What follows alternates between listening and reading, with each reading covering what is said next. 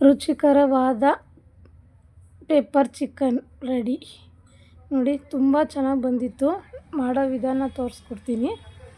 ಮೊದಲಿಗೆ ನಾವು ಮೆಣಸುಕಾಳು ಒಂದು 2 ಸ್ಪೂನ್ ತಗೊಂಡಿದ್ದೀನಿ, ಜೀರಿಗೆ ಒಂದು 2 ಸ್ಪೂನ್ ತಗೊಂಡಿದ್ದೀನಿ. ಇದು ದಪ್ಪ ಜೀರಿಗೆ ಅಂತಾರೆ, ಇಲ್ಲಾಂದರೆ ಇದು ಓಮ್ ಕಾಳು ಅಂತ ಅಂತಾರೆ. ಇವೆರಡೂ 2 ಸ್ಪೂನ್ ತಗೊಂಡಿದ್ದೀನಿ, ಮೂರೂ. ಇವನ್ನ ಚೆನ್ನಾಗಿ ಕಂದು ಬಣ್ಣ ಬರೋಷ್ಟು ಹುರ್ಕೊಬೇಕು, ಕೆಂಪು ಬಣ್ಣ ಬರೋಂಗೆ. ನೋಡಿ, ಇದನ್ನ ಕಮ್ಮಿ ಆಯಿತು ಅಂದ್ಬಿಟ್ಟು ನಾನು ಇನ್ನೊಂದು ಸ್ವಲ್ಪ ಮೆಣಸು ತಗೋತಾಯಿದ್ದೀನಿ. ಇನ್ನೊಂದು ಸ್ಪೂನಷ್ಟು ಮೆಣಸು ತಗೊಂಡಿದ್ದೀನಿ. ಚೆನ್ನಾಗೆಲ್ಲ ಹುರ್ಕೊಬೇಕು, ರೋಸ್ಟ್ ಆಗಬೇಕು. ಇದು ಚೆನ್ನಾಗಿ ಹುರಿತಾನೆ ಘಮ ಘಮ ಅನ್ನಬೇಕು.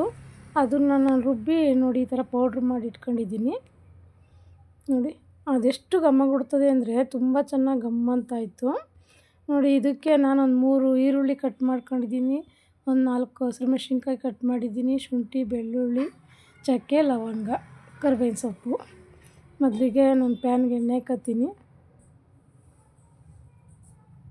ಸ್ವಲ್ಪ ಎಣ್ಣೆ ಸ್ವಲ್ಪ ಜಾಸ್ತಿನೇ ಹಾಕ್ಕೊಬೇಕು. ಅದಕ್ಕೆ ಸ್ವಲ್ಪ ಚಕ್ಕೆ, ಲವಂಗ, ಕಟ್ ಮಾಡಿ ಇಟ್ಕೊಂಡಿರೋಂಥ ಬೆಳ್ಳುಳ್ಳಿ ಅದು ಸಣ್ಣ ಸಣ್ಣ ಕಟ್ ಮಾಡಿ ಇಕ್ಕೋಬೇಕು. ಮತ್ತು ಶುಂಠಿ ನಾನು ತುರ್ಕೊಂಡಿದ್ದೀನಿ. ಈರುಳ್ಳಿ ಅದನ್ನು ಸಣ್ಣಕ್ಕೆ ಹಚ್ಕೋಬೇಕು. ಹಸಿರು ಮೆಣಸಿನ್ಕಾಯಿ ಒಂದು 4-5 ಪೀಸು ಹಾಕ್ಕೊಂಡು ಚೆನ್ನಾಗಿ ನಾವು ಮಿಕ್ಸ್ ಮಾಡ್ಕೋಬೇಕು. ನೋಡಿ, ಈ ಥರ ಈರುಳ್ಳಿ ಸಣ್ಣದಾಗಿ ಕಟ್ ಮಾಡ್ಕೊಂಡ್ರೆ ತುಂಬ ಚೆನ್ನಾಗಿ ಗೊಜ್ಜಿಗೆಲ್ಲ ಚೆನ್ನಾಗಿ ಇದಾಗುತ್ತೆ, ಸೆಟ್ ಆಯ್ತದೆ. ದಪ್ಪ ದಪ್ಪಕ್ಕಾದರೆ ಬೇಯಲ್ಲ ಈರುಳ್ಳಿ. ಹಂಗಾಗಿ ಸ್ವಲ್ಪ ಸಣ್ಣದಾಗಿ ಕಟ್ ಮಾಡ್ಕೊಬೇಕು ಈರುಳ್ಳಿನ. ನಾನು 3 ತಗೊಂಡಿದ್ದೀನಿ. ಗೊಜ್ಜೇನಾದರೂ ಜಾಸ್ತಿ ಬೇಕು ಅಂದರೆ ಸ್ವಲ್ಪ ಜಾಸ್ತಿನೇ ತಗೋಬೋದು. ಕರಿಬೇವಿನ ಸೊಪ್ಪು ಹಾಕ್ಕೊಂಡಿದ್ದೀನಿ. ಇದು ಸ್ವಲ್ಪ ಅರಿಶಿನ ಪುಡಿ ಹಾಕೋಣ. ಸ್ವಲ್ಪ ರುಚಿಗೆ ತಕ್ಕಷ್ಟು ಉಪ್ಪು ಹಾಕತ್ತಿದ್ದೀನಿ. ಆಮೇಲೂ ನಾವು ಉಪ್ಪು ಹಾಕ್ಕೊಬೋದು ನೋಡಿ. ಹಂಗಾಗಿ ನಾನು ಸ್ವಲ್ಪನೇ ಹಾಕ್ಕೊಂಡಿದ್ದೀನಿ. ಇದನ್ನು ಚೆನ್ನಾಗಿ ಮಿಕ್ಸ್ ಮಾಡ್ಕೊಳ್ಳೋಣ.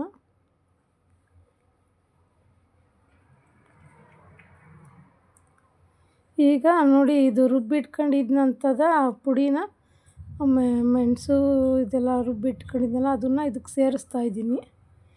ಎಷ್ಟು ಬೇಕಷ್ಟು ಸೇರಿಸ್ಕೊಬೋದು ನಾವು. ಒಂದೇ ಸರಿ ಎಲ್ಲ ಹಾಕ್ಕೊಬೇಕು ಅನ್ನೋದೇನಿರಲ್ಲ. ನಮಗೆ ಚಿಕನ್ನು ಜಾಸ್ತಿ 1 ಕೆ ಜಿ ಮೇಲೆ ತಗೊಂಡ್ರು ಜಾಸ್ತಿ ಪುಡಿ ಮಾಡ್ಕೊಬೇಕಾಯ್ತದೆ. ನಾನೊಂದು 3/4 ಕೆ ಜಿ ಇರ್ಬೋದು, 3/4 ಕೆ ಜಿ ತಗೊಂಡಿದ್ದೀನಿ. ಹಂಗಾಗಿ ಇನ್ನೂ ಸ್ವಲ್ಪ ಬೇಕಾಯ್ತದೆ, ಆಮೇಲೆ ನೋಡಿ ಹಾಕತ್ತೀನಿ. ಈಗ ಎಷ್ಟು ಬೇಕಷ್ಟು ಹಾಕ್ಕೊಂಡಿರ್ತೀನಿ.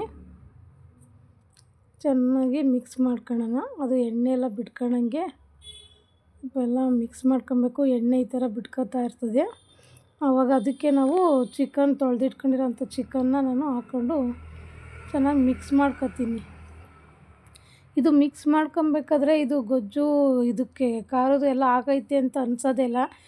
ಪೀಸ್ ಹಂಗೆ ಕಾಣಿಸ್ತಾ ಇರ್ತದೆ. ಅದು ಒಂದು ಕುದ್ದಾಗಲೇ ಅದು ಗೊತ್ತಾಗೋದು. ಹಂಗಾಗಿ ನಾವೇನು ತಲೆ ಕೆಡ್ಸ್ಕೊಳಂಗಿಲ್ಲ. ನಾನು ಪುಡಿನ ಎಷ್ಟು ಮಾಡ್ಕೊಂಡಿದ್ನೋ ಅಷ್ಟು ಹಾಕೋತಾಯಿದ್ದೀನಿ. ಪುಡಿ ಬೇಕಿತ್ತು ಅಷ್ಟೂ. ನಮಗೇನಾದರೂ ಖಾರ ಜಾಸ್ತಿ ಆಯ್ತಿದೆ ಅನ್ನೋದಾದರೆ ಆಮೇಲೆ ನೋಡಿ ಹಾಕ್ಕೊಬೋದು. ಟೇಸ್ಟು ಸ್ವಲ್ಪ ಅರ್ಧ ಬೇಯ್ತಿದ್ದಂಗೆ ನೋಡಿ ಸ್ವಲ್ಪ ಟೇಸ್ಟ್ ತಕ್ಕನಾಗೆ ಹಾಕ್ಕೊಬೋದು. ನಾನು ಉಪ್ಪು ಕೂಡ ಆಮೇಲೆ ಇನ್ನೂ ಬೇಕು ಅಂತ ಹಾಕತ್ತೀನಿ. ಆಮೇಲೆ ನಾನು ನೋಡ್ಕೊಂಡು ಒಂದು ಕುದಿ ಬರಲಿ ಅಂತ ಮುಚ್ಚಿಟ್ಟಿರ್ತೀನಿ. ನಾನು ಸ್ಲೋ ಫ್ಲೇಮಲ್ಲಿ ಇಡಬೇಕು. ಉರಿ ನಿಧಾನವಾಗಿ ಇಟ್ಟಿದ್ರೆ ನೋಡಿ ಒಂದು ಕುದ್ದೈತೆ. ಅಲ್ಲಿ ಎಣ್ಣೆ ಎಲ್ಲ ಬಿಟ್ಕೊಳ್ಳೋಕ್ಕೆ ಸ್ಟಾರ್ಟ್ ಆಯ್ತದೆ. ಚಿಕನಲ್ಲೇ ನೀರಿನ ಅಂಶ ಇರೋದ್ರಿಂದ ಅಷ್ಟೇ ಸಾಕಾಯ್ತದೆ. ಒಂಚೂರು ನಾವು ನೀರು ಆ್ಯಡೇ ಮಾಡಿಲ್ಲ. ನಾನು ಸ್ವಲ್ಪನೂ ನೀರು ಹಾಕಿಲ್ಲ. ಹಂಗಾಗಿ ಅದೇ ಚಿಕನಲ್ಲೇ ನೀರಿರ್ತದೆ ಮತ್ತು ಎಣ್ಣೆ ಎಲ್ಲ ಅಂಶ ಎಲ್ಲ ಬಿಟ್ಕೊಂಡು ಸಾಕಾಗುತ್ತೆ. ಅದರಲ್ಲೇ ಬೇಯುತ್ತೆ. ನಾವು ನೀರು ಹಾಕೋ ಅವಶ್ಯಕತೆ ಇರೋಲ್ಲ ನೋಡಿ. ಜಾಲಿ ಇದು 5 ನಿಮಿಷ ಒಂದು 10-15 ನಿಮಿಷ ಬಿಟ್ಬಿಟ್ಟು ನಾವು ತೆಗ್ದು ಈ ಥರ ನಾವು ಎಲ್ಲ ಮಿಕ್ಸ್ ಮಾಡ್ತಾಯಿದ್ರೆ ತಳನೂ ಹತ್ತಲ್ಲ. ಮತ್ತು ನಮಗೆ ಅಲ್ಲೇನು ಕುಕ್ ಆಯ್ತದೆ ಅಂತ ಗೊತ್ತಾಗುತ್ತೆ ನೋಡಿ. ಇನ್ನೊಂದಿಷ್ಟೊತ್ತು ಬಾಯಿ ಮುಚ್ಚಿಟ್ರೆ ಇನ್ನೂ ಚೆನ್ನಾಗಿ ನೀರು ಬಿಟ್ಕೊಳುತ್ತೆ. ಅದರಲ್ಲೇ ಬೆಂದೋಗುತ್ತೆ ಚಿಕನು. ಮತ್ತು ತುಂಬ ಚೆನ್ನಾಗಿ ಚಿಕನ್ಗೆಲ್ಲ ಮಸಾಲೆ ಎಲ್ಲ ಚೆನ್ನಾಗಿ ಹಿಡಿತದೆ.